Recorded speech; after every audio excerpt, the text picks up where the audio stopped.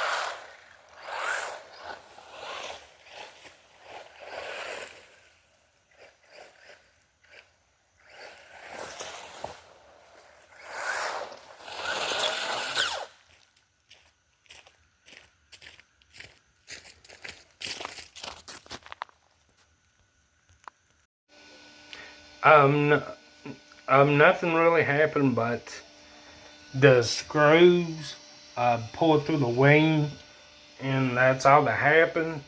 And sorry, I know the car's still on, but I just got in from bashing and stuff, and I'm really hot. Yeah, and plus me using this 3S Muscle Pack 2200 mAh 11.1 volt 25C LiPo battery. You know what? The motor's not even hot. Look. 1, 2, 3, 4, 5.